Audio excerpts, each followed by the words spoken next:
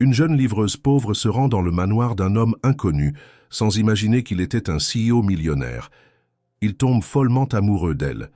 Camille pédalait fort, la capuche de son imperméable rabattue sur ses cheveux trempés, tandis que la pluie martelait les rues étroites des quartiers populaires de Lyon. Elle avait l'habitude des intempéries, mais ce jour-là, la fatigue s'accrochait à ses jambes comme une seconde peau. 22 ans, livreuse pour une application de repas, elle sillonnait les boulevards pour arrondir les fins de mois et aider sa mère, alitée depuis des mois. Chaque livraison était une bataille contre l'usure, contre l'oubli de ses propres rêves. Elle avait voulu devenir architecte. Elle le voulait toujours, mais la réalité crue et obstinée la maintenait sur sa selle, téléphone fixé au guidon, suivant les indications d'une voix métallique. Ce jour-là, les gouttes de pluie s'écrasaient comme des aiguilles sur ses joues. Les rues luisaient d'un éclat glacial et son sac isotherme semblait peser le double. L'algorithme de l'application n'avait aucune pitié. Elle venait de terminer une commande à Gerland quand une nouvelle alerte retentit. Camille grogna, pressa les freins et consulta l'écran fissuré. Adresse: chemin des Orchidées, dans les hauteurs résidentielles de la ville. Une zone noble, de celle qu'elle ne traversait qu'en rêve ou en livraison. Elle hésita. L'endroit était loin, la route montante, et le ciel s'assombrissait à vue d'œil. Pourtant, son doigt cliqua sur « Accepter » avant même qu'elle ne puisse formuler une excuse. Un mélange étrange de lassitude et de curiosité. Peut-être était-ce le besoin de changer de décor. Peut-être l'intuition, sourde mais insistante, que cette livraison ne serait pas comme les autres. Camille réajusta son sac, enfourcha à nouveau son vélo et s'élança dans la montée. Les quartiers qu'elle connaissait laissaient de place à des portails massifs, des haies taillées avec soin et des murs hauts qui dissimulaient des mondes inconnus. Ses mollets brûlaient, ses doigts s'engourdissaient, mais elle continuait. Au fond, elle aimait cette sensation d'aller quelque part, même sans savoir exactement pourquoi. Le portail noir était immense, orné d'un blason qu'elle ne reconnut pas. Elle dut appeler via l'interphone, préciser son nom, attendre qu'on vérifie la commande. Une voix neutre, presque agacée, lui répondit enfin. Le portail s'ouvrit, lentement, dévoilant une allée pavée bordée de cyprès. Camille s'y engagea, prudente, le cœur battant. Tout semblait trop calme, trop impeccable. Elle descendit de son vélo devant l'entrée principale. Une porte double, sculptée, encadrée de colonnes de pierre. Avant qu'elle n'ait le temps de frapper, un homme en costume noir ouvrit brusquement, la dévisagea avec un air dédaigneux. « C'est pour une livraison ?» fit-il, sans masquer son mépris. Camille hocha la tête, mouillée jusqu'au « remets droite ». Elle tendit le sac avec professionnalisme, prête à repartir. Mais une voix plus grave, plus calme, retentit derrière le majordome. « Laissez, Gérard, je m'en charge. » Un homme s'avança dans le hall. Grand, les tempes légèrement grisonnantes, vêtu simplement, mais avec une élégance qui ne laissait aucun doute. Il portait un pull en cachemire bleu foncé et un regard qui ne s'attendait manifestement pas à la personne qu'il découvrait. Ses yeux se posèrent sur Camille avec une curiosité sincère, presque désarmée. « Vous êtes trempé. Attendez, je vais vous chercher une serviette. »« Ce n'est pas nécessaire, » répondit-elle en reculant d'un pas. « J'ai l'habitude. » Mais il avait déjà disparu dans la maison. Camille, déstabilisée, jeta un regard circulaire à l'intérieur. Marbre, bois sombre, tableaux anciens, une autre planète. Il revint avec une grande serviette blanche qu'il lui tendit sans insister. Elle l'accepta à contre-cœur, incapable de soutenir son regard trop direct. « Vous faites toujours des livraisons par ce temps ?» demanda-t-il avec une chaleur inattendue. « Tous les jours, peu importe le ciel, » dit-elle en haussant les épaules. Les factures ne s'arrêtent pas pour cause de pluie. Il sourit, mais ne répondit rien. Camille sentit qu'elle devait partir. Elle tendit son terminal pour la signature. Il y apposa son nom Étienne Morel d'un geste sûr. « Merci, bonne soirée. » Elle fit demi-tour, franchit la porte à grandes enjambées. Sur le chemin du retour, alors qu'elle remettait son casque, elle sentit son sac plus léger. Trop léger. Elle s'arrêta, vérifia. Un carnet manquait, son carnet à croquis. Celui où elle dessinait en cachette les maisons qu'elle aimerait construire un jour, trop tard. Il était tombé dans l'entrée, et Camille, dans la précipitation, ne s'en était pas aperçue. Ce qu'elle ne savait pas encore, c'est que ce carnet n'allait pas seulement être retrouvé, il allait être ouvert. Et avec lui, une porte que personne n'avait jamais osé franchir dans la vie d'Étienne Morel. La lumière du hall filtrait à travers les vitraux teintés, projetant sur le sol des reflets colorés que le marbre absorbait sans les renvoyer. Étienne tenait le carnet entre ses mains, immobile. Le papier était encore légèrement humide, les coins repliés, les croquis réalisés au crayon graphite d'un trait sûr mais humble. Des façades, des lignes de fuite, des coupes de bâtiments dessinées à la main. Il n'y avait pas de signature, rien qui revendiquait l'œuvre, mais il n'avait aucun doute. C'était elle. Il ne savait pas son nom, pas encore. Mais il savait ce qu'il avait vu dans ses yeux, cette lumière indomptable, ce mélange de défi et de résignation.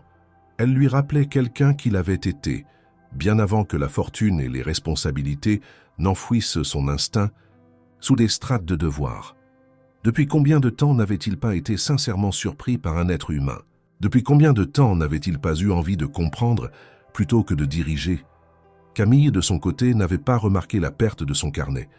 Trop concentrée à finir ses dernières livraisons, elle rentra chez elle avec les jambes lourdes et les mains gelées. Le petit appartement qu'elle partageait avec sa mère était modeste, mais chaleureux. Elle réchauffa un bol de soupe, vérifia la médication de sa mère, puis s'installa au bord du lit, veillant sur elle pendant que la pluie tambourinait toujours contre les vitres. Le lendemain matin, Étienne était toujours assis dans son bureau lorsqu'il ouvrit une nouvelle fois le carnet. Page après page, il découvrait non seulement du talent, mais une forme de poésie brute, d'architecture intuitive, sans prétention. Il se demanda ce qu'elle faisait avec ce don. Pourquoi elle n'était pas dans une école, dans un atelier, en train d'apprendre à dompter cette force créative. Il sentit une impatience monter en lui, une forme de colère douce. Combien de jeunes comme elle passaient inaperçus, condamnés à rester dans l'ombre faute de chance, de réseau, d'occasion. Gérard, le majordome, entra sans frapper, comme il le faisait toujours, et déposa un plateau avec un café. « Vous avez besoin de quelque chose d'autre, monsieur Morel. » Étienne referma doucement le carnet. « Oui, je veux retrouver cette livreuse. » Gérard le regarda sans comprendre. « Pardon ? Trouvez-moi son nom. L'application de livraison doit avoir des registres. » Ce n'est pas habituel. Rien ne l'est dans cette maison depuis longtemps. Faites ce que je vous demande, Gérard. Le ton était calme mais ferme, le genre de voix qui ne laissait pas place à la discussion. Pendant ce temps, Camille réalisait enfin que son carnet avait disparu. Elle fouilla son sac, le sol de l'appartement, le panier du vélo. Une angoisse sourde monta en elle. Ce carnet, c'était plus qu'un passe-temps. C'était un journal silencieux, un monde à elle.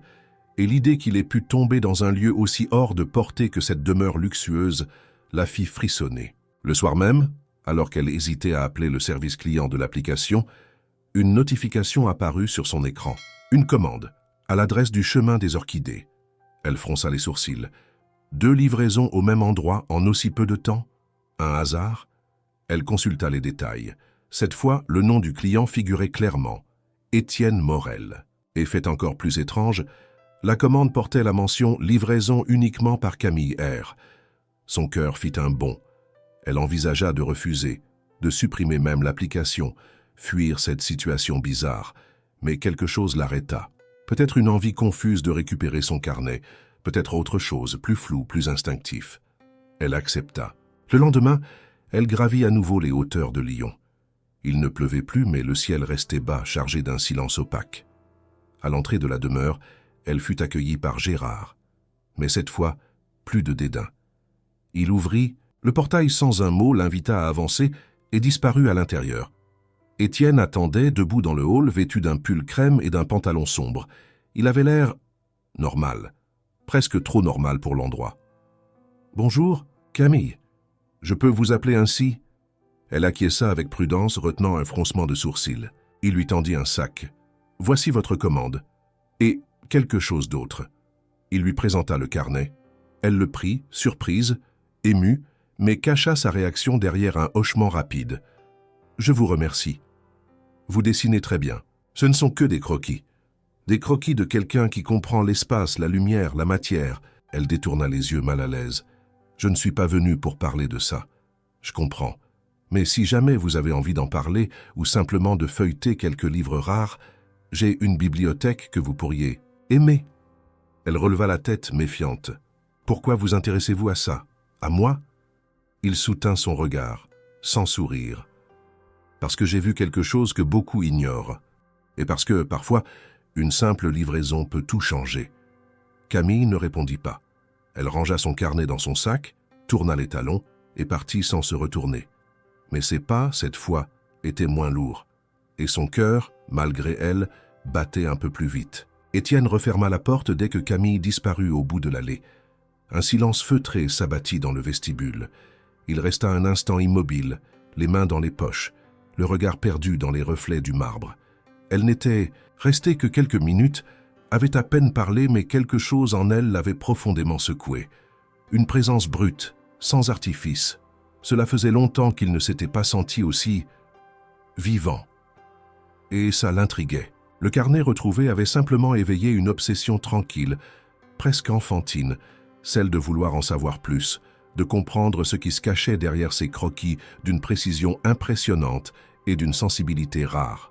Le lendemain, il annula plusieurs réunions.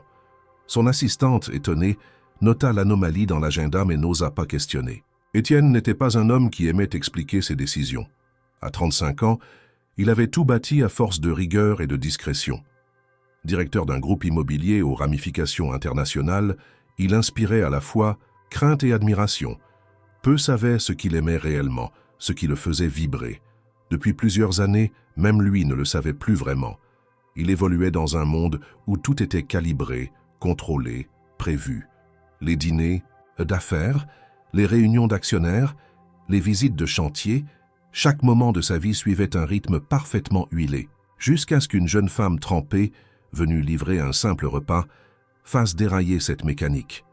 Étienne se servit un café dans la cuisine. Il repensa à son propre parcours, à ce qu'il avait sacrifié. Jeune, il avait étudié l'architecture avec une passion féroce. Puis, avec la mort brutale de son père, il avait été forcé de reprendre l'entreprise familiale. Les rêves de création s'étaient transformés en feuilles Excel, en tableaux de rendement, en projets rentables plutôt qu'inspirants.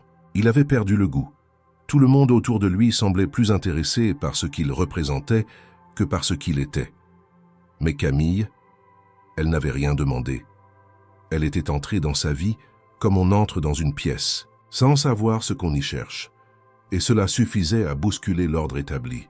Il se connecta au système interne de l'entreprise et accéda au rapport des partenariats avec des écoles de design, d'urbanisme, d'architecture.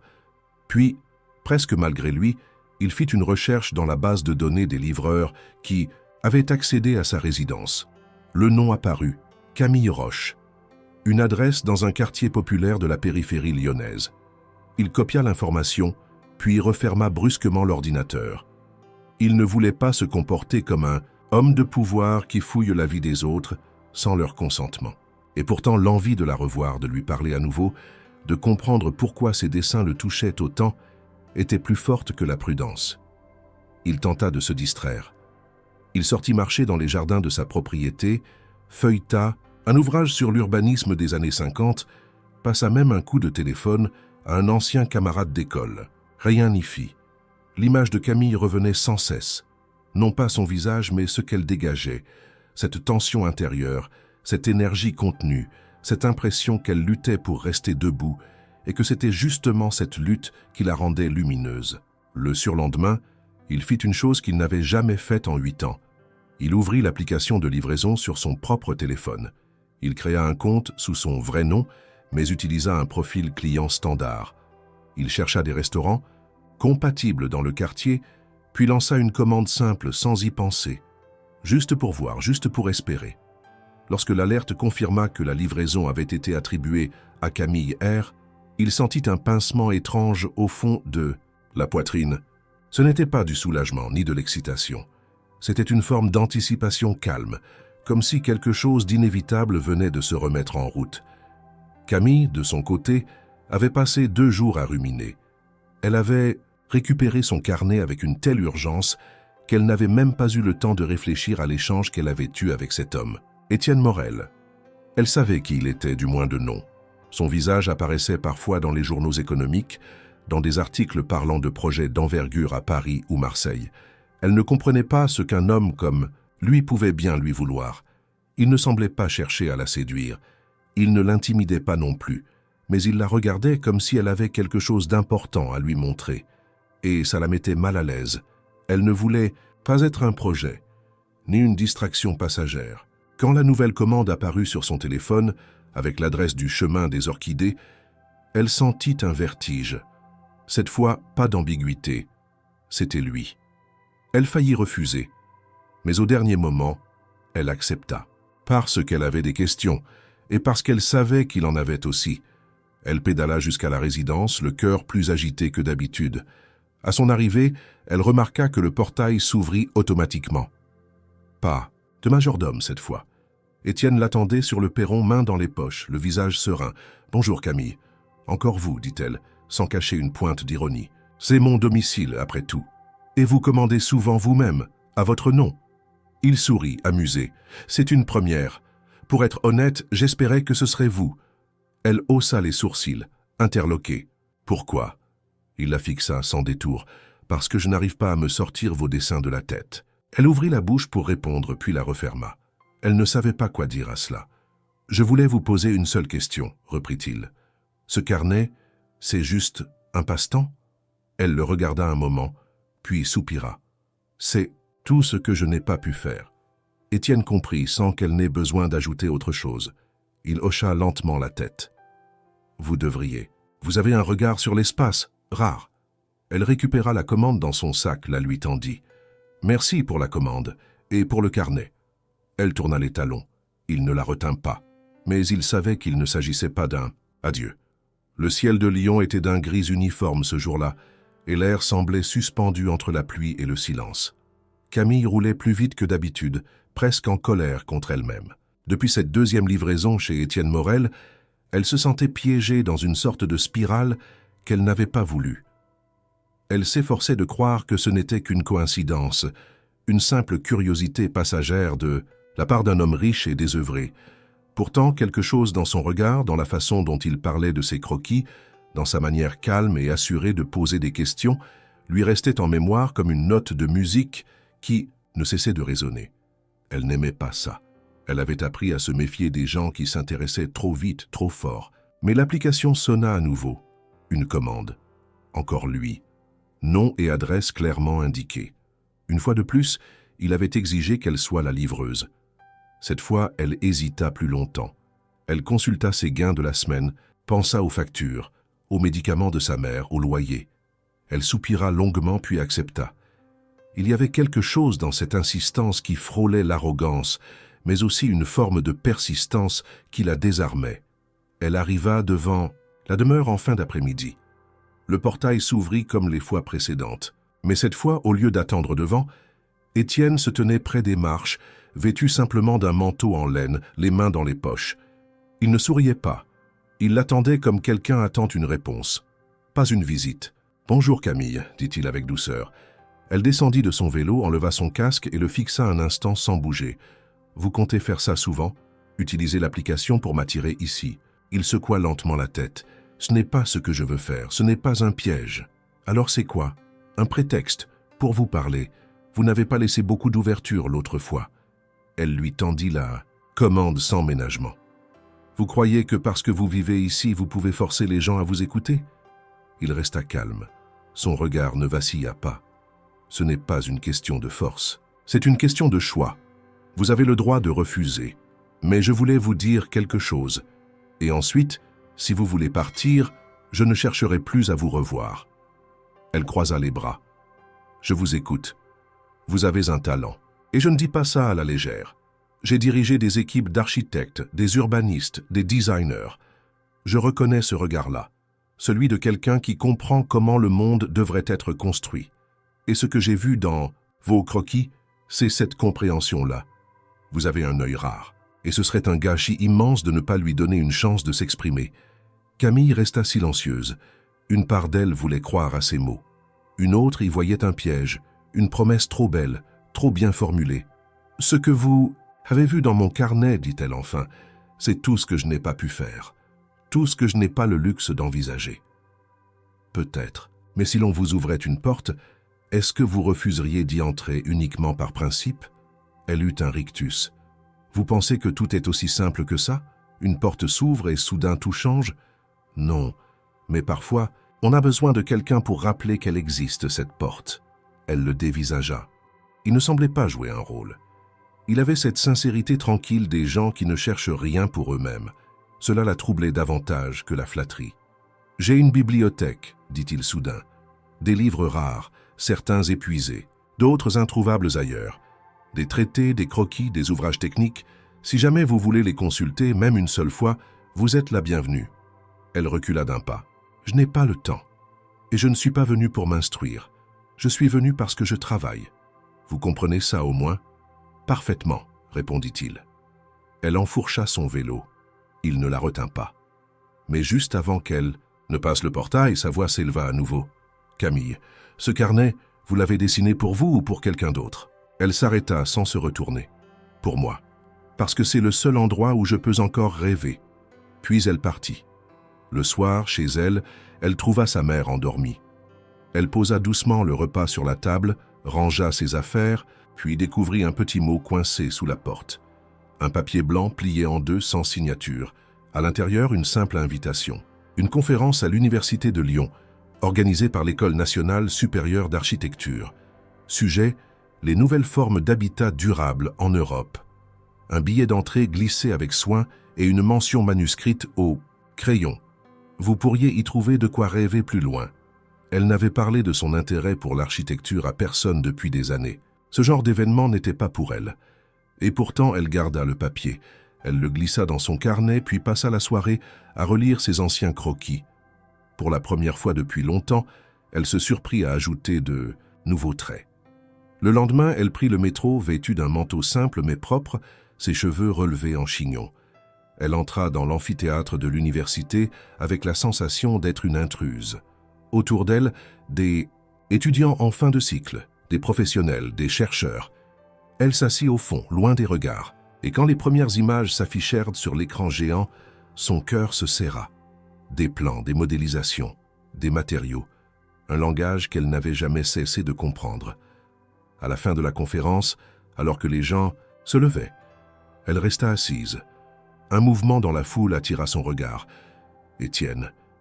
Il était là, pas sur l'estrade, pas au centre, assis dans un coin discret. Il ne fit aucun geste vers elle. Il attendit simplement qu'elle vienne.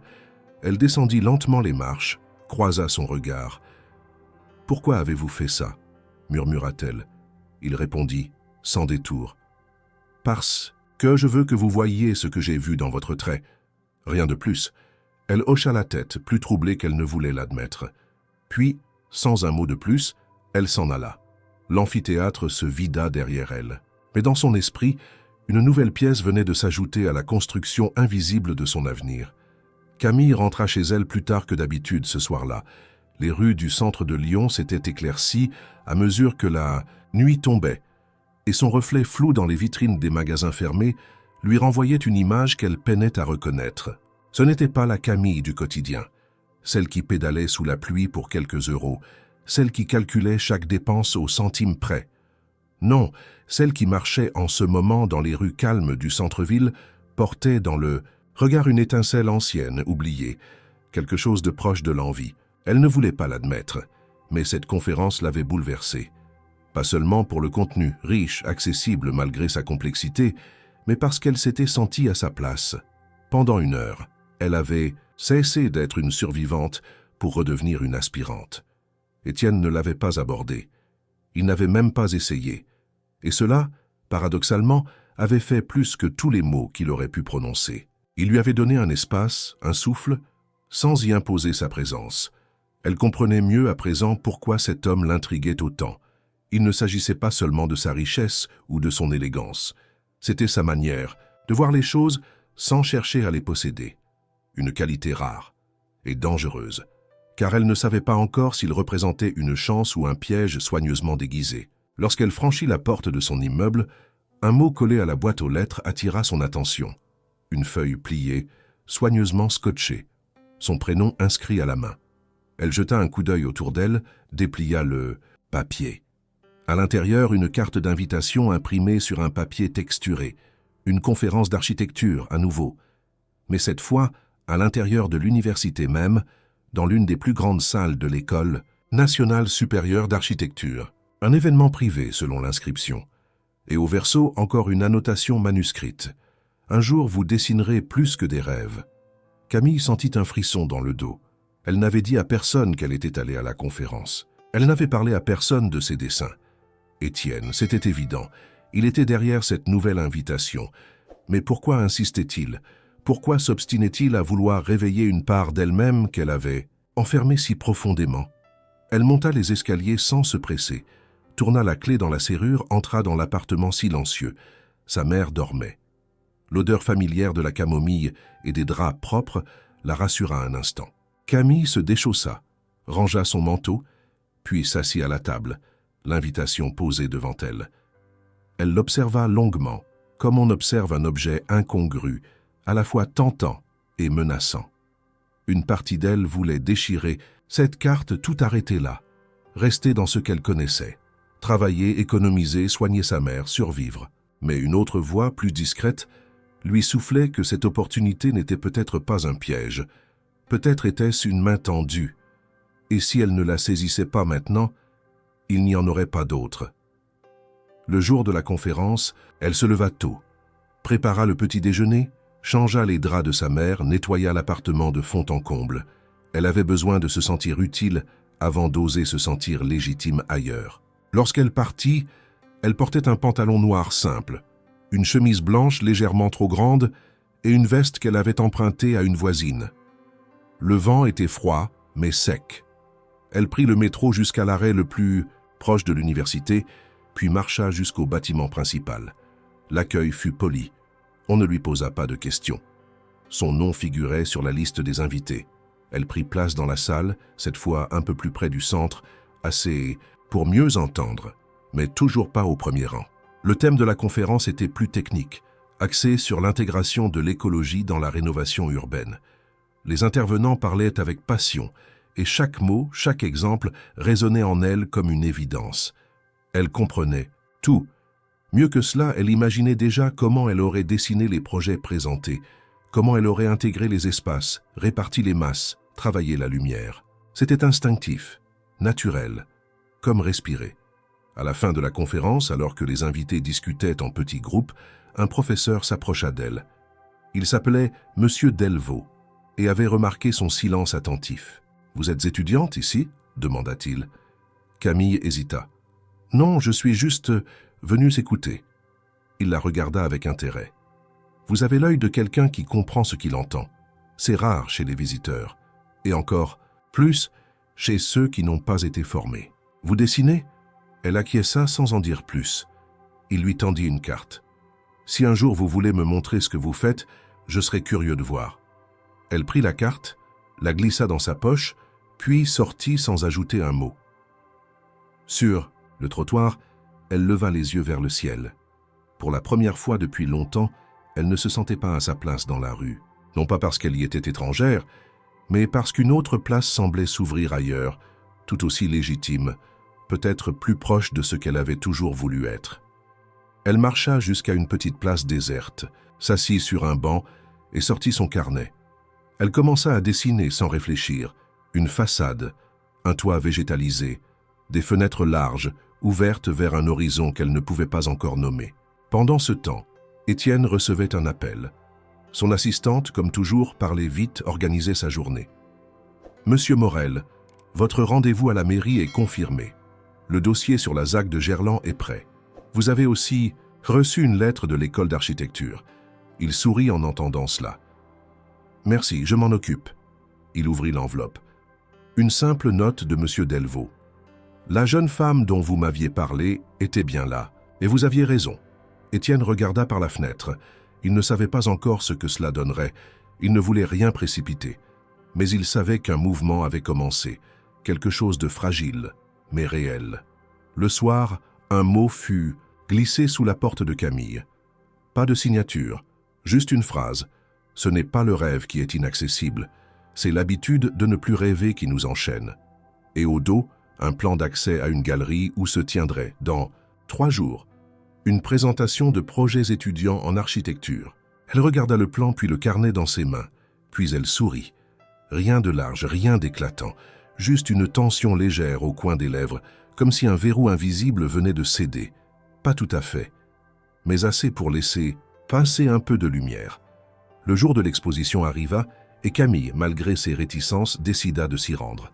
Elle avait passé les 2 derniers jours dans une tension constante, tiraillée entre le désir d'avancer et la peur viscérale de ne pas être à sa place.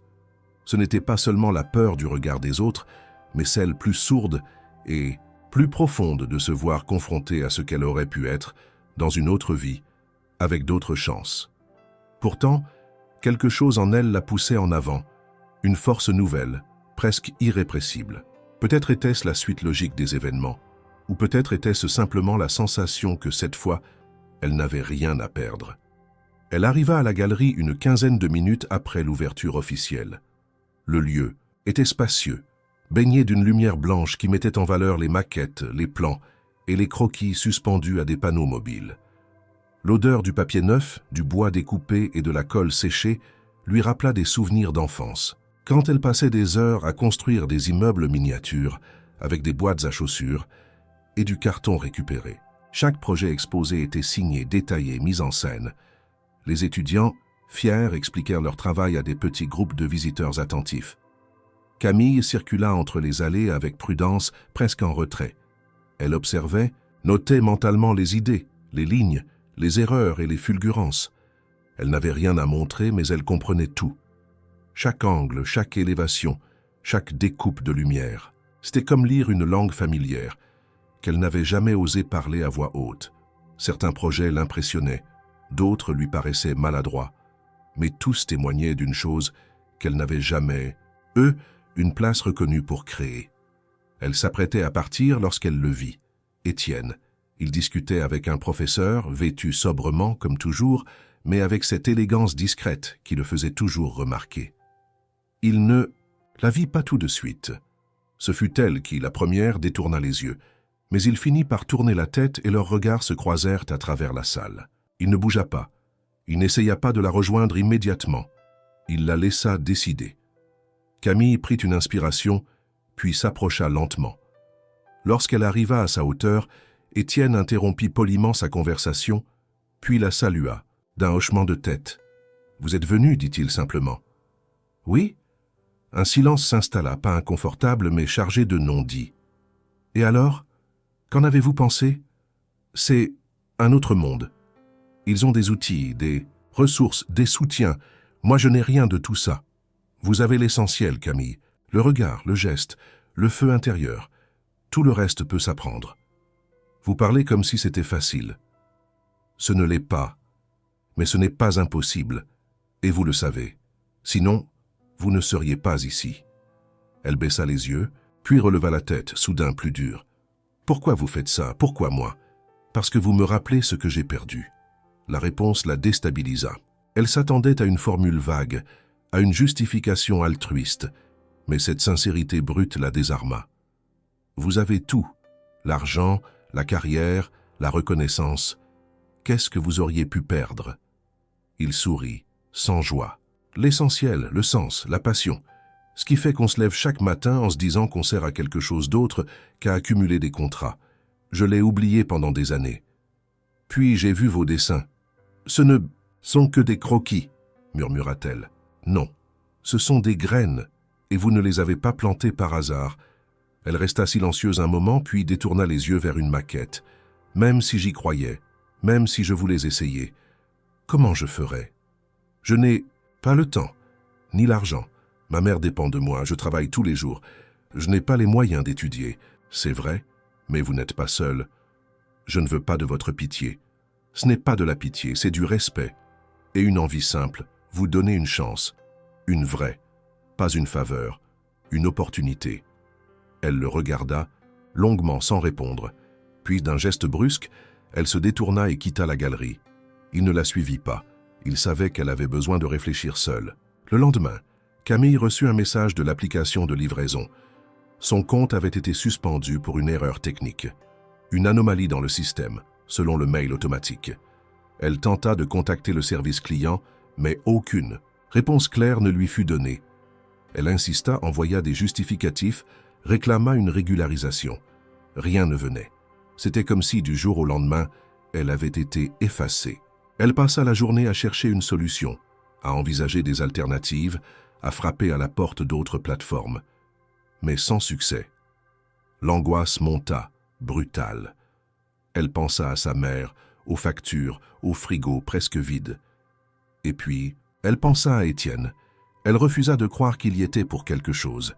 Ce n'était pas son genre, mais l'ironie de la situation la frappa de plein fouet. Elle avait osé s'approcher de ce monde lointain, et le sien venait de s'effondrer. Le soir, elle resta longtemps assise à la fenêtre, regardant les lumières des appartements en face. Elle se demandait ce qu'elle allait faire. Comment rebondir? Elle se sentait coupée, suspendue entre deux réalités incompatibles. De l'autre côté de la ville, Étienne apprenait la nouvelle.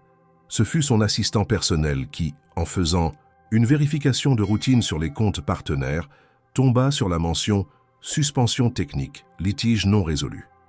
Étienne demanda des précisions.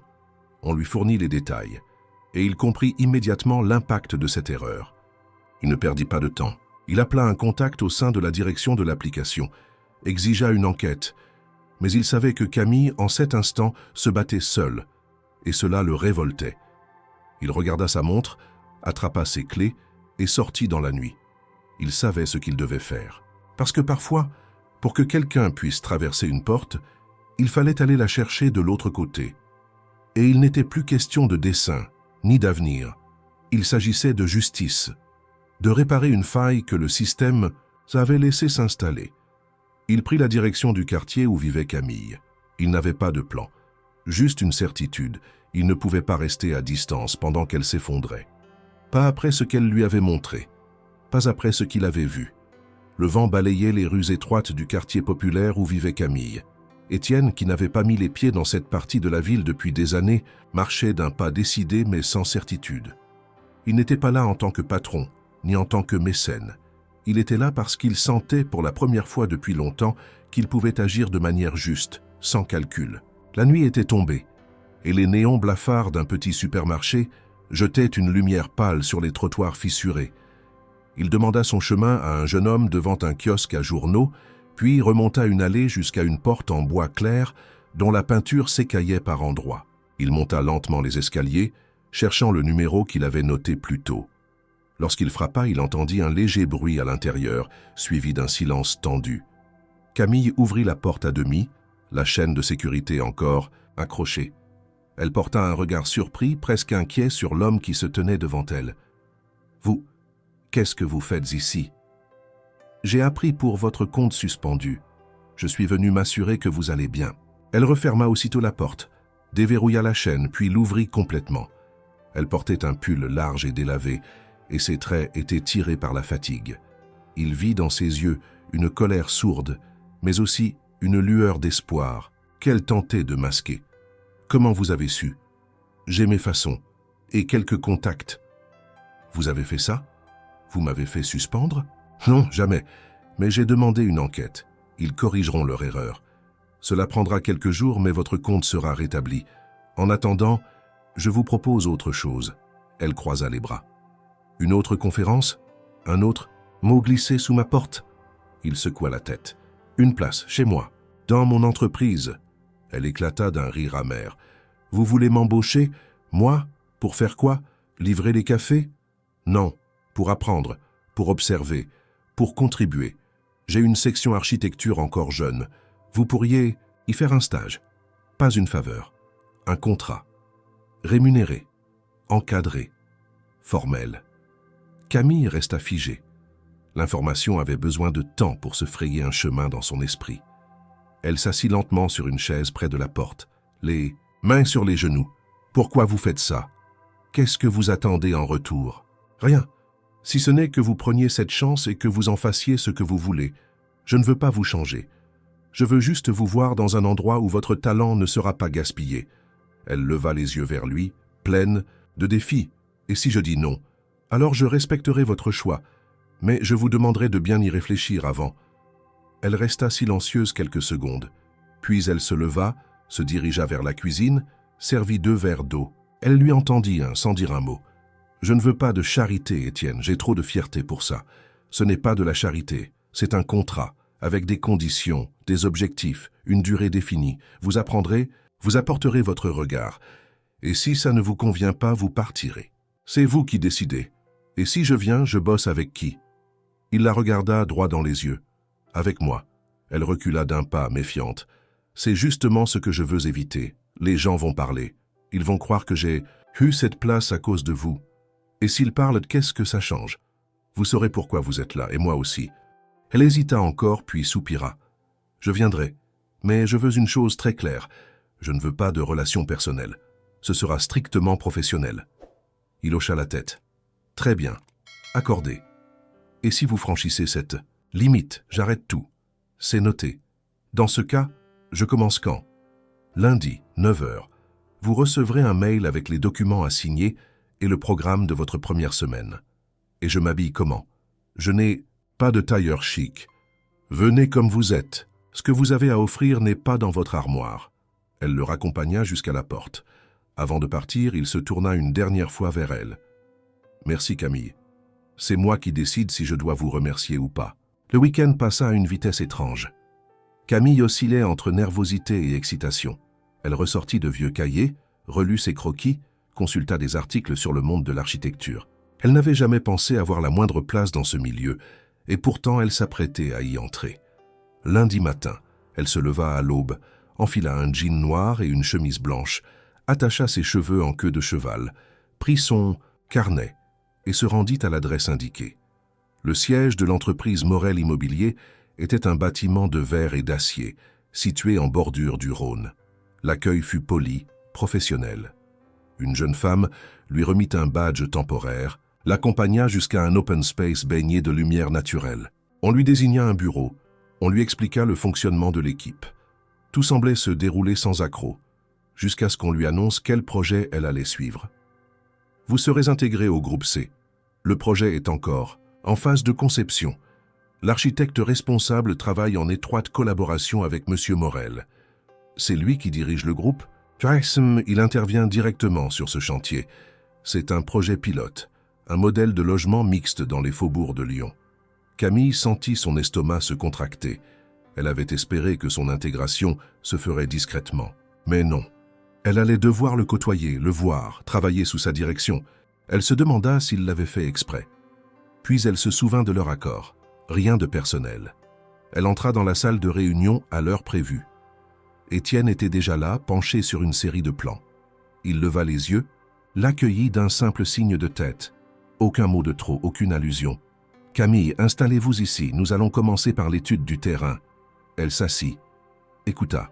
« Prends des notes. » Elle se força à rester concentrée, à ne pas laisser ses émotions prendre le dessus. Mais au fond d'elle, quelque chose avait déjà commencé à changer. Elle n'était plus en dehors, elle faisait partie, et pour la première fois, elle se demandait si elle pourrait y rester.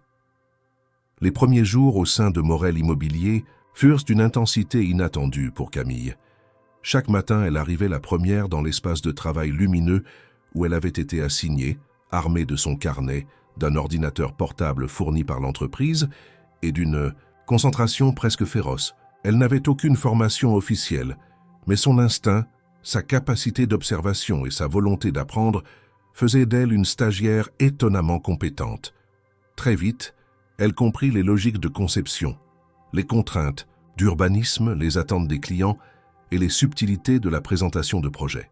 Son regard neuf, franc et sans jargon apportait souvent des perspectives inattendues qui surprenaient agréablement certains membres de l'équipe. Mais ce même regard, combiné à son silence, à sa posture droite et à sa distance prudente avec les autres, attira aussi des soupçons. Dans un environnement professionnel où tout le monde connaissait la réputation d'Étienne Morel, l'arrivée soudaine d'une jeune femme, sans diplôme, intégrée directement dans le groupe dirigé par le patron lui-même, éveilla bien vite les conversations de couloir. Des sourires forcés devinrent des chuchotements. Des questions innocentes virèrent à l'ironie dissimulée. Et derrière les compliments de façade, Camille sentait une tension rampante, un jugement implicite auquel elle n'avait jamais été préparée. Elle tenta d'ignorer. Elle se dit que le travail parlerait pour elle. Mais à mesure que les jours passaient, elle comprenait que les règles non écrites de ce monde n'étaient pas celles du mérite. Il y avait des équilibres de pouvoir, des alliances tacites, des réseaux silencieux dans lesquels elle n'avait pas de place. Et, bien que personne ne l'ait accusée de quoi que ce soit de frontal, le simple fait qu'elle ait été placée si près du dirigeant suffisait à faire d'elle une cible. Un matin, alors qu'elle arrivait dans la salle de réunion avec quelques minutes d'avance, elle surprit une conversation entre deux collaborateurs dans le couloir adjacent. Elle n'entendit que quelques phrases, mais l'essentiel y était. Elle est futée, la petite. Elle a bien compris que coucher avec le patron, c'est plus rapide qu'un diplôme. Tu crois vraiment qu'il s'intéresserait à elle? Elle sort d'où même? Justement, elle sort de nulle part. C'est toujours celles-là les plus dangereuses. Camille resta figée, le cœur battant dans les tempes. Elle recula, lentement, sans faire de bruit, puis entra dans la pièce comme si de rien n'était. Étienne arriva quelques minutes plus tard, concentré sur le dossier du jour. Il ne remarqua rien, ou fit semblant de ne rien remarquer. Toute la matinée, Camille resta en retrait. Elle parlait peu, notait beaucoup, et son regard fuyant trahissait une tension qu'elle tentait désespérément de contrôler. Ce n'était pas la première fois qu'on la jugeait, mais cette fois c'était différent. Elle s'était battue pour être là. Elle avait cru que ses efforts suffiraient. Et soudain, elle se retrouvait ramenée à un cliché humiliant, réduite à un soupçon sans fondement. À la pause déjeuner, elle monta sur le toit-terrasse réservé aux employés, un espace ouvert avec vue sur la ville. Elle s'assit seule à une table, son sandwich à peine entamé devant elle. Elle serrait les mâchoires, ruminant l'humiliation, la colère, l'injustice.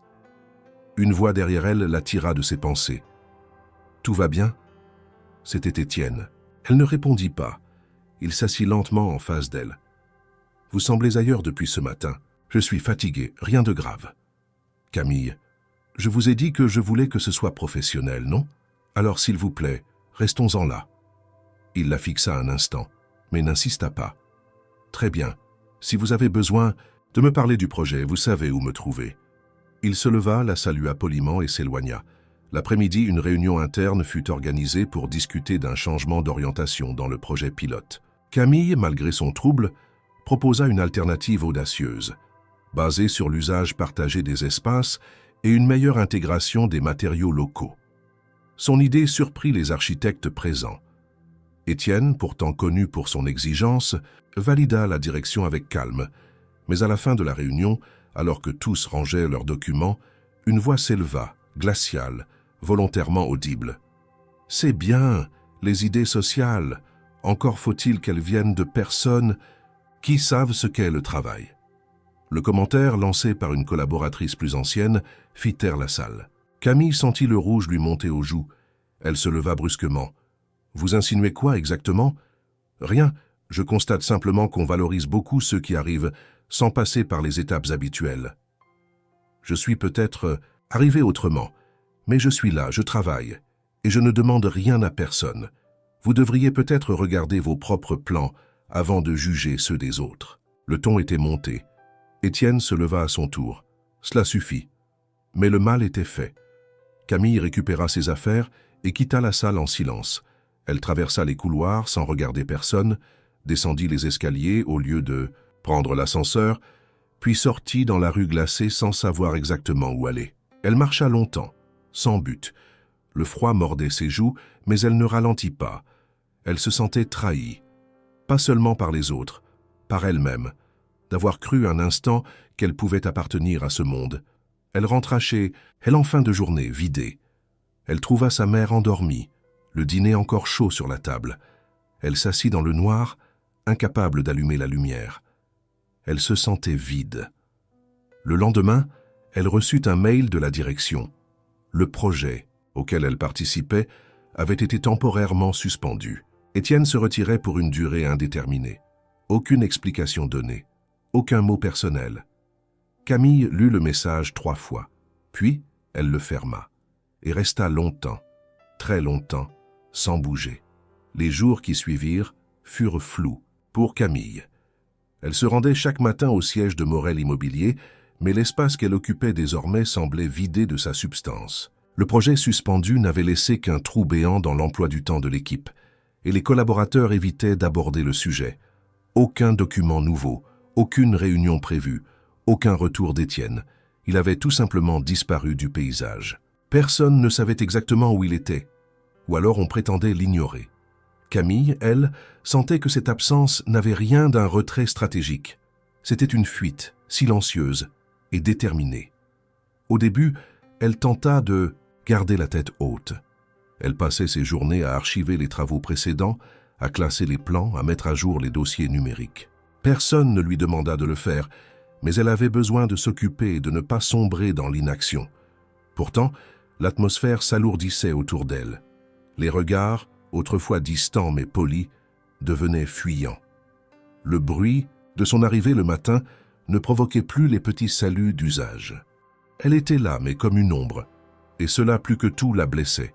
Ce n'était pas seulement l'absence d'Étienne qui pesait, c'était ce qu'elle avait découvert dans ce monde professionnel, l'impitoyable logique des rumeurs, la façon dont une parole lâchée sans preuve pouvait contaminer des semaines de travail honnête. Camille avait cru que son implication, sa rigueur, sa discrétion suffiraient à imposer le respect. Elle avait espéré que la qualité parlerait pour elle, mais elle avait sous-estimé la force destructrice du soupçon. Et désormais, avec Étienne parti, elle était redevenue aux yeux de beaucoup ce qu'ils avaient voulu qu'elle soit dès le début, une erreur dans le système. Un soir, alors qu'elle s'apprêtait à rentrer, son téléphone vibra. Une adresse mail anonyme. L'objet, regarde ça. À l'intérieur, plusieurs captures d'écran de conversations internes à l'entreprise, prises depuis un compte collaborateur. On y lisait des messages échangés entre deux membres de l'équipe, dont l'une des architectes principales. Des commentaires moqueurs sur Camille, des insinuations sur sa relation avec Étienne, et surtout, un échange clair montrant une manœuvre destinée à la faire échouer lors de la dernière réunion. Des consignes volontairement floues, un document retiré à la dernière minute, un mot déplacé soufflé au bon moment. Camille sentit un mélange de dégoût et de soulagement. Elle n'avait pas imaginé cette hostilité. Elle avait été piégée. Le lendemain, elle se rendit au siège plus tôt que d'habitude. Elle imprima les documents, les glissa dans une pochette et attendit que la responsable des ressources humaines arrive. La rencontre fut brève. Camille présenta les preuves sans trembler, décrivit la situation, nomma les personnes. La femme, d'abord gênée, comprit vite qu'il s'agissait de faits graves. Elle promit une enquête interne. Camille, elle, ne voulait pas de vengeance. Elle voulait juste rétablir les faits et comprendre pourquoi Étienne était parti sans un mot. Ce fut en fin d'après-midi qu'elle reçut la réponse à cette question de la manière la plus inattendue. Un des assistants administratifs qu'elle avait croisé plusieurs fois lui glissa une enveloppe en main propre, avec un regard complice. À l'intérieur, une lettre manuscrite d'Étienne. Quelques pages, écrites avec soin. « Camille, je suis parti parce que je ne pouvais plus ignorer ce qui se passait. Je savais que les rumeurs circulaient, que des tensions montaient. J'ai entendu certaines paroles que vous n'avez peut-être pas entendues. Et j'ai vu la manière dont on vous regardait. J'ai voulu intervenir, mais j'ai compris que ma présence, à ce moment-là, ne ferait qu'aggraver la situation. Que tout ce que je dirais serait perçu comme une défense personnelle, comme une confirmation de ce qu'on vous reprochait. J'ai donc décidé de m'effacer, de vous laisser l'espace pour exister sans mon ombre, mais je n'ai pas cessé de suivre ce qui se passait. Et si vous lisez cette lettre, c'est que vous avez découvert la vérité par vous-même. Vous êtes plus forte que je ne l'ai jamais été. Moi, je me suis souvent tue pour préserver mes intérêts.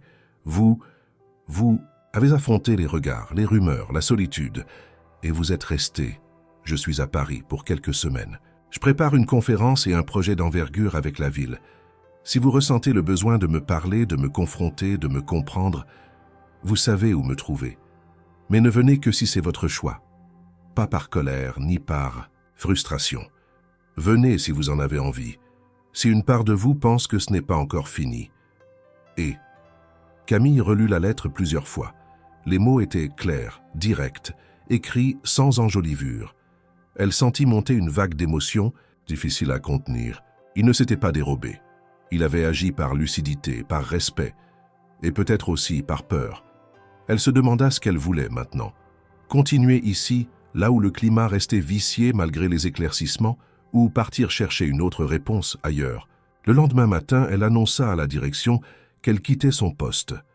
Elle expliqua calmement que l'expérience avait été riche, formatrice, mais que son temps ici était terminé.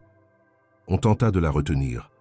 On lui proposa de nouveaux projets, une évolution possible, mais elle refusa. Elle avait besoin de comprendre, pas ce que le monde attendait d'elle, mais ce qu'elle attendait du monde. Elle prit un billet de train pour Paris, réserva une chambre modeste près de la gare de Lyon, prépara son carnet, ses quelques affaires, et monta dans le train avec une certitude muette. Ce qui l'attendait là-bas n'était pas une conclusion, mais peut-être enfin un véritable commencement. Le train glissait sur les rails avec une régularité apaisante, chaque vibration se mêlant au rythme sourd du moteur. Camille, assise près de la fenêtre, observait le paysage défiler avec cette concentration absente que l'on adopte lorsqu'on est perdu dans ses pensées. Les champs ouverts, les zones industrielles, les silhouettes de villages, tout semblait flou, presque irréel. Dans son sac, son carnet était soigneusement rangé entre deux chemises cartonnées. Elle n'avait pas dessiné depuis plusieurs jours, mais elle sentait que quelque chose en elle se préparait, une tension créative en dormance, prête à se réveiller au premier choc d'émotion. Ce voyage n'était pas une fuite, c'était une confrontation. Elle allait à la rencontre d'un homme qu'elle n'arrivait ni à oublier ni à définir, Étienne Morel. Elle n'avait pas cherché à le prévenir. Il avait laissé une adresse, un indice, une invitation silencieuse. Mais elle n'était pas certaine de ce qu'elle espérait en allant là-bas. Obtenir des réponses, mettre un point final à une histoire qui avait trop dérivé, ou peut-être, et c'était ce qu'elle redoutait le plus, ouvrir une porte qu'elle n'était pas encore prête à franchir. Ce qu'elle savait, en revanche, c'est qu'elle ne pouvait plus rester à Lyon, paralysée entre ce qu'elle avait vécu et ce qu'elle rêvait de devenir. En arrivant à Paris, elle prit le métro, relut la lettre pour retrouver les indications. Étienne participait à une conférence sur l'innovation urbaine, organisée dans un centre culturel en périphérie. Elle consulta son téléphone, repéra l'adresse et se dirigea sans hésitation vers le lieu. Il faisait froid mais sec. Les rues de la capitale lui parurent étrangement calmes, comme si elles aussi retenaient leur souffle. Le centre était un bâtiment moderne, aux façades de verre et de bois. À l'intérieur, des panneaux explicatifs, des affiches sur des projets urbains, des maquettes, des photographies de rénovations en cours. Camille entra d'un pas hésitant, s'annonça à l'accueil. Une hôtesse souriante lui remit « un badge visiteur ». Elle déambula quelques minutes dans les couloirs, cherchant du regard un visage connu. Lorsqu'elle arriva dans une salle latérale, elle le vit. Étienne se tenait debout devant une grande maquette. Il expliquait un concept à deux interlocuteurs, gestes précis, voix calme. Il semblait parfaitement à l'aise, comme toujours. Mais lorsqu'il tourna la tête et croisa son regard, un instant de flottement se produisit. Il cessa de parler, s'excusa auprès de ses interlocuteurs, puis s'approcha d'elle. « Camille ». Elle hocha simplement la tête. « Tu es venue. Tu as dit que je le pouvais. » Il ne souriait pas. Son regard était grave, attentif. « Je suis désolé pour tout ce qui s'est passé à Lyon.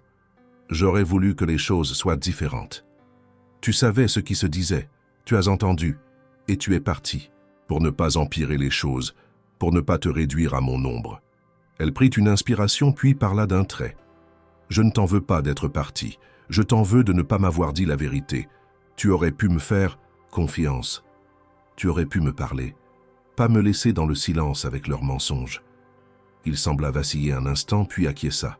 « Tu as raison, j'ai agi par peur. J'ai cru bien faire, mais je t'ai laissé seul. Et c'était une erreur. Pourquoi? Pourquoi est-ce que tu te préoccupes de moi? Tu pourrais être avec n'importe qui. Tu pourrais t'entourer de gens qui te flattent, qui veulent ce que tu as.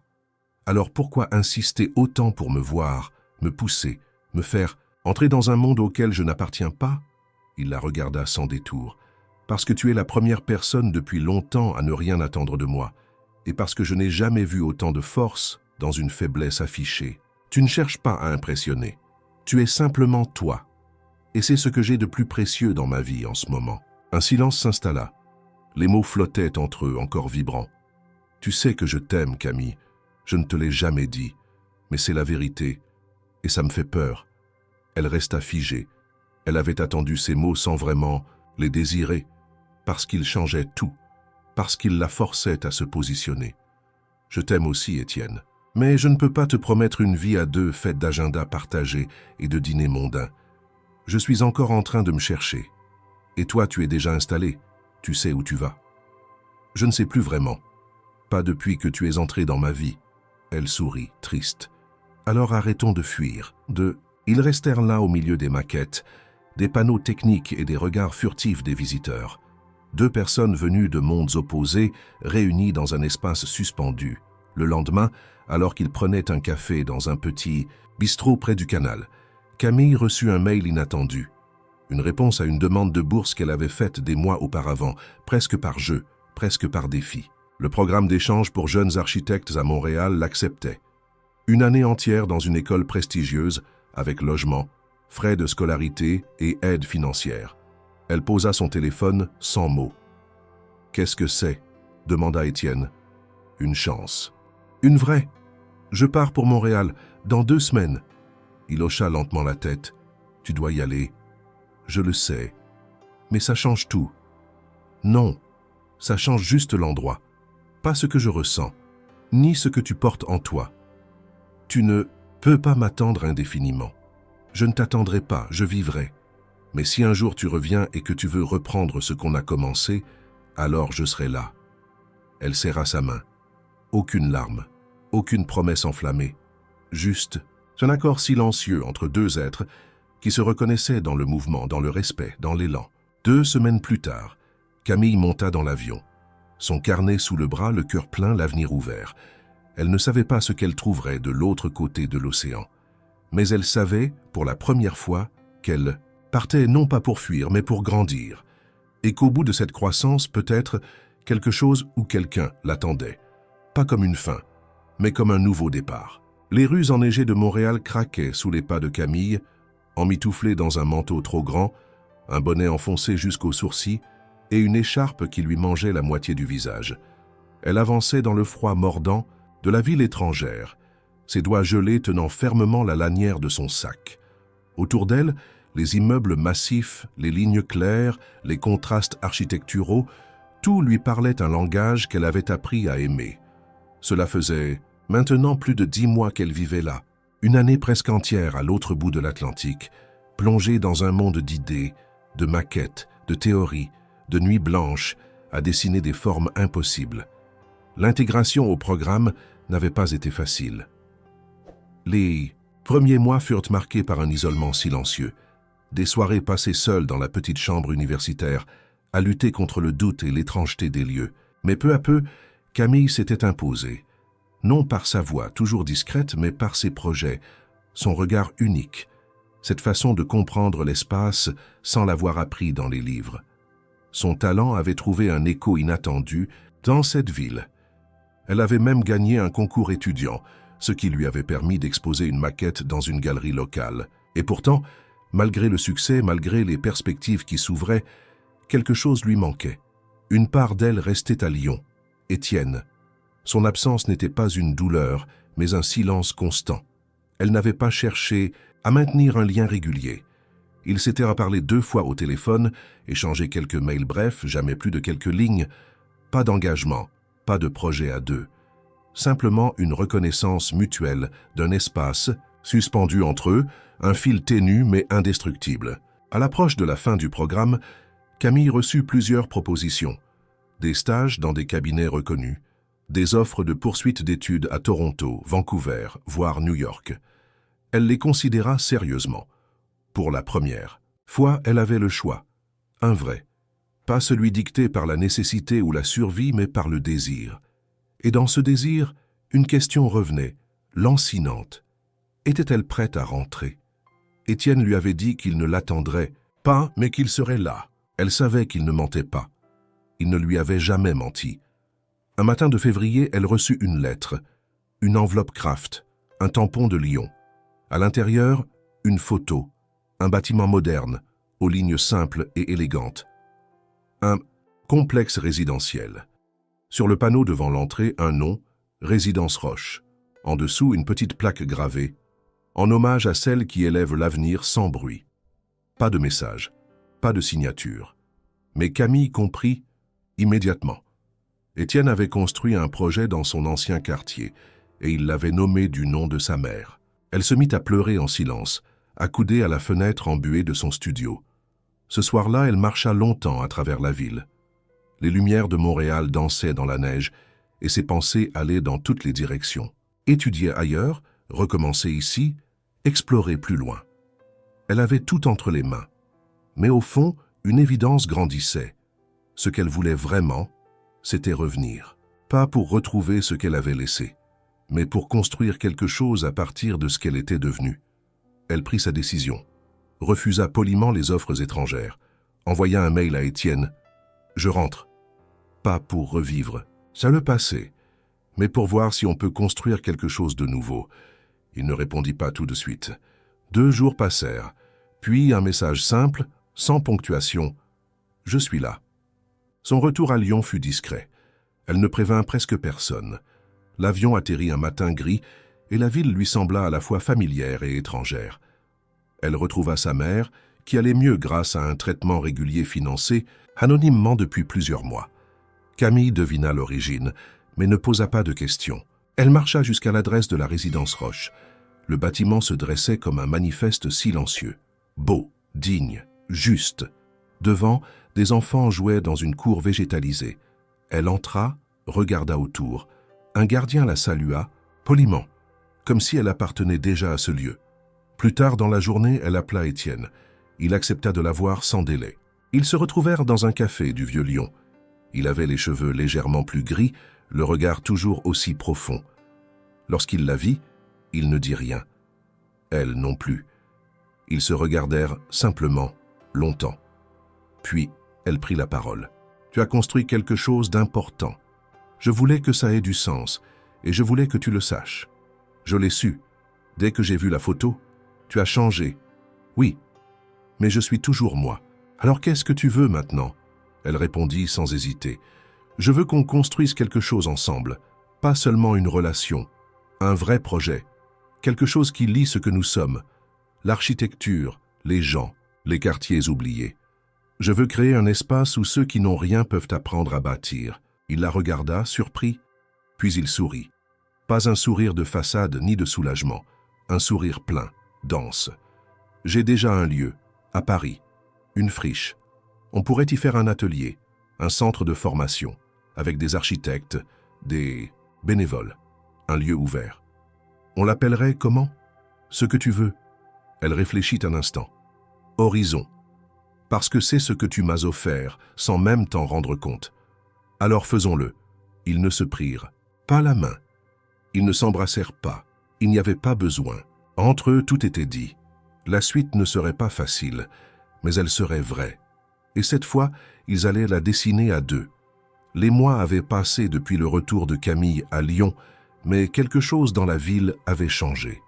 Ce n'était pas seulement la météo plus douce, ni le rythme tranquille des passants sur les quais du Rhône. C'était dans l'air, une énergie nouvelle, subtile, mais palpable.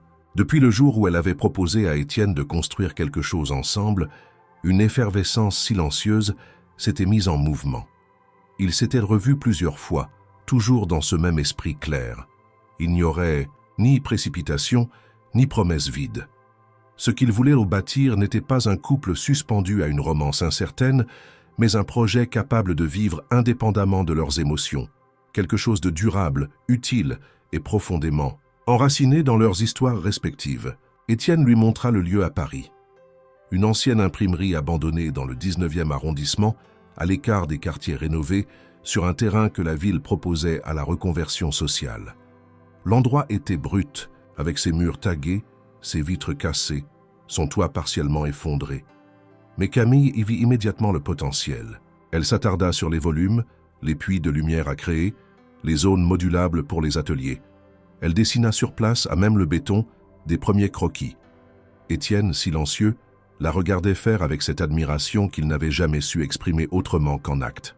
Ils firent appel à des associations locales, à des architectes bénévoles, à des urbanistes engagés. Le projet prit forme sous le nom qu'elle avait choisi, Atelier Horizon. Ce ne serait pas une école classique, mais un espace hybride, ouvert à tous ceux que le système éducatif avait laissés de côté, Des jeunes déscolarisés, des adultes en reconversion, des mères seules, des migrants. L'idée était simple, apprendre à construire, à imaginer, à transformer un espace. L'architecture comme levier d'émancipation. Étienne utilisa son réseau pour sécuriser des financements, mais il se tint toujours à l'arrière-plan. Il voulait que ce soit Camille qui porte le projet, qui le dirige, qui en fasse son œuvre. La transformation du lieu prit près de 6 mois. Chaque mur fut repensé, chaque pièce réinventée. Camille y passait ses journées, casque sur la tête, carnet sous le bras, dirigeant les travaux, coordonnant les équipes, corrigeant les plans au fur et à mesure. Elle vivait pour ce lieu. Elle y mit tout ce qu'elle avait appris à Montréal, tout ce qu'elle avait ressenti à Lyon, tout ce qu'elle portait depuis l'enfance, sans jamais avoir pu l'exprimer. Lorsqu'elle parlait aux futurs élèves, elle ne le faisait pas depuis une position de supériorité. Elle parlait en égal. Elle connaissait la peur de ne pas être à la hauteur, l'humiliation silencieuse de ne pas avoir de diplôme, le poids du quotidien. Et c'est précisément cela qui rendait ces mots puissants. Étienne, de son côté, venait régulièrement. Il n'intervenait jamais sans raison. Il écoutait, proposait parfois une solution technique, un contact utile. Mais il laissait à Camille l'espace qu'elle avait gagné. Leur relation évoluait dans une douceur nouvelle. Il n'y avait plus de tensions non dites, plus de regards fuyants. Ils n'étaient pas encore un couple officiel, mais ils formaient déjà un duo inébranlable. Leur complicité passait par les gestes simples, un café déposé sur une table, au petit matin, un mot griffonné dans un carnet, une main posée sur une épaule quand le doute revenait. La veille de l'inauguration, Camille resta seule dans l'atelier, assise au centre de la grande salle, entourée des derniers matériaux. Elle regarda autour d'elle. Les murs peints de couleurs claires, les grandes baies vitrées, les étagères pleines de livres d'architecture, les tables en bois brut, les chaises dépareillées mais solides. Tout avait été pensé pour que chaque personne entrant ici se sente légitime. Pas comme un invité temporaire, mais comme un bâtisseur. Elle sortit son carnet, tourna les pages jusqu'à un dessin qu'elle avait fait des mois plus tôt. C'était la façade d'un centre de formation imaginaire. À l'époque, elle l'avait dessiné sans croire qu'un jour, cela pourrait exister. Maintenant, c'était réel. Étienne la rejoignit en silence. Il s'assit près d'elle. « Tu réalises ce que tu as fait ? Pas encore. Peut-être demain. Tu as bâti plus qu'un lieu. Tu as ouvert un chemin. Je l'ai tracé, mais je ne suis pas seul à l'emprunter. » Ils restèrent ainsi, sans parler, jusqu'à ce que la lumière baisse. Le silence. Entre eux n'avait plus rien d'inconfortable. C'était celui des choses accomplies. Le lendemain, l'inauguration eut lieu. Des dizaines de personnes vinrent. Des voisins curieux, des responsables associatifs, des journalistes locaux, des jeunes intéressés par les formations. Camille fit un discours simple. Elle parla de son parcours, de ce qu'elle aurait aimé entendre à 17 ans, de ce qu'elle avait découvert au fil des erreurs et des rencontres. Elle ne chercha pas à impressionner. Elle raconta. Et dans les regards, elle vit des échos, des silences qui en disaient long. Étienne resta en retrait. Il ne monta pas sur scène. Mais, lorsqu'elle termina, il fut le premier à applaudir. Plus tard, alors que les invités s'éparpillaient, un adolescent l'aborda timidement. Il avait environ 15 ans, les épaules voûtées, les mains dans les poches. « Vous croyez vraiment qu'on peut apprendre même si on n'a rien fait de bien avant ?» Elle sourit. « Tu n'as pas besoin d'avoir fait quelque chose de bien pour mériter d'apprendre. Tu as juste besoin de vouloir commencer. » Il acquiesça puis s'éloigna. Camille le suivit des yeux, le cœur serré. C'était pour lui qu'elle avait fait tout ça, pour lui et pour tous les autres. Quand la journée se termina, elle retrouva Étienne dans l'arrière-cour. Il tenait un petit paquet qu'il lui tendit. Un cadeau de fin de chantier. Elle l'ouvrit. À l'intérieur, un carnet en cuir. Sur la première page, un croquis. Leur atelier, signé de 2 initiales, CR et EM. Elle le regarda émue. « Tu as dessiné ça ?»« Non, on l'a dessiné ensemble. Chaque mur, chaque idée. Tu as commencé, j'ai suivi. Et aujourd'hui, c'est à ton tour de mener. » Camille hocha la tête. Elle n'avait plus peur, plus de doute. Elle savait, désormais, qu'elle appartenait à ce monde et qu'elle avait trouvé sa voie, pas seulement celle de l'architecture, mais celle de la transmission, de l'engagement et d'un amour silencieux, enraciné dans la confiance et le respect. Demain, il recommencerait. Un nouveau projet. une nouvelle idée. Mais ce soir-là, ils avaient terminé quelque chose, ensemble. Le soleil perçait doucement à travers les larges fenêtres de l'atelier Horizon, projetant des lignes dorées sur le sol en béton poli. Camille, debout près d'un tableau d'affichage, punaisait les derniers documents d'inscription pour les nouveaux arrivants. Chaque fiche, chaque nom, chaque croquis d'élève représentait bien plus que des formalités. C'était la trace tangible d'un rêve en train de se construire, pierre par pierre. Cela faisait désormais plusieurs mois que l'atelier avait ouvert ses portes, et la dynamique qu'il avait engendrée dépassait tout ce qu'elle et Étienne avaient imaginé.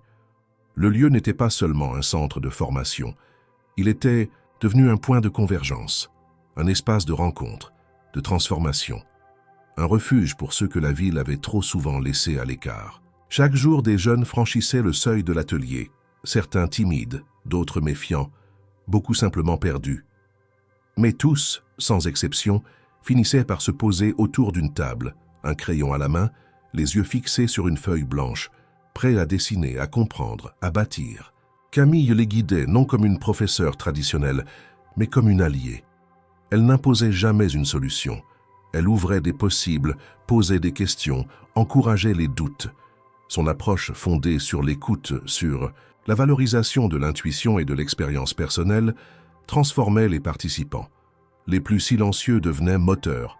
Les plus instables trouvaient une forme de stabilité dans la rigueur des formes et des structures. Étienne, de son côté, avait réduit ses engagements dans l'entreprise pour consacrer plus de temps à l'atelier. Il gérait l'administration, les relations institutionnelles, les levées de fonds. Il restait dans l'ombre volontairement, laissant toujours la lumière à Camille et aux apprenants. Mais son rôle était essentiel. Grâce à lui, l'atelier recevait désormais des soutiens inattendus.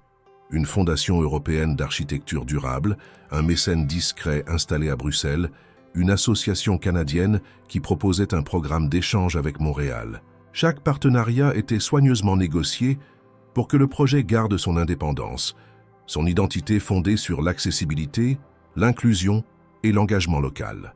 Un jour, alors qu'il faisait le point sur les demandes d'inscription pour la session suivante, Camille s'arrêta sur un nom. Elle reconnut immédiatement l'adolescente qui l'accompagnait souvent du regard, assise en retrait dans la salle d'études, sans jamais oser participer.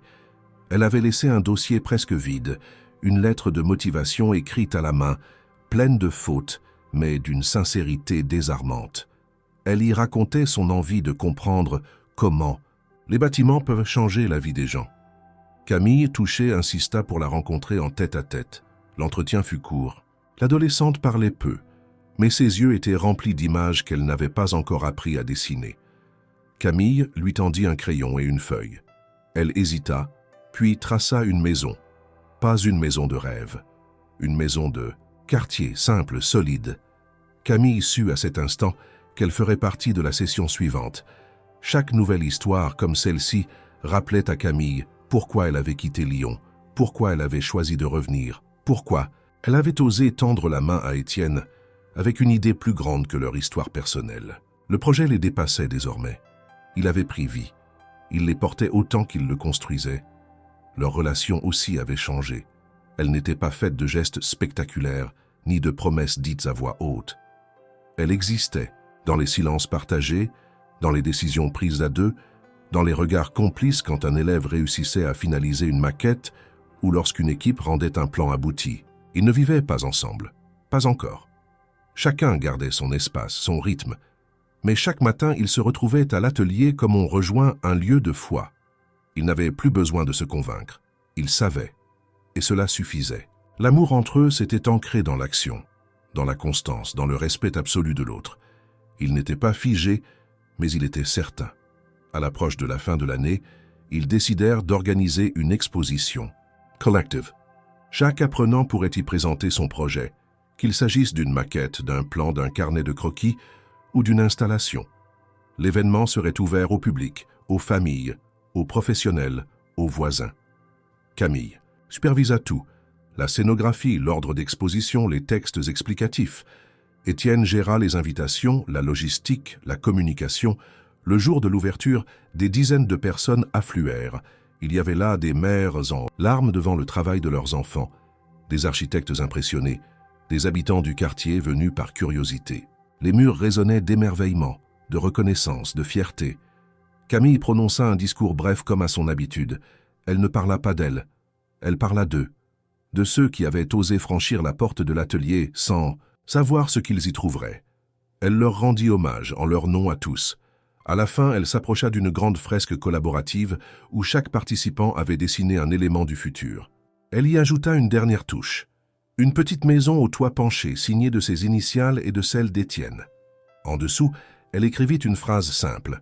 « Nous avons bâti quelque chose de nôtre, pierre après pierre. » Lorsque les lumières s'éteignirent et que les derniers invités partirent, Camille et Étienne restèrent seuls dans la salle d'exposition. Ils regardèrent les œuvres en silence, puis s'assirent l'un à côté de l'autre, les épaules se frôlant. « Tu te souviens de la première fois qu'on s'est parlé ?» demanda-t-il. « Bien sûr.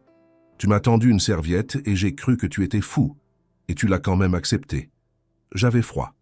Mais surtout, j'avais envie, sans le savoir, qu'on me tende enfin quelque chose qui ne soit pas une charge. Tu as fait bien plus que l'accepter. Tu en as fait un toi. » Elle sourit. Pas de nostalgie, pas de regret. Juste une certitude. Le début de cette histoire avait été une livraison. Un simple trajet en vélo sous la pluie. Mais elle avait conduit bien plus loin que prévu. Vers un atelier, vers un avenir partagé, vers une transformation profonde, enracinée dans le courage, l'amour et la construction patiente d'un projet de vie. Et maintenant, tout ne faisait que commencer.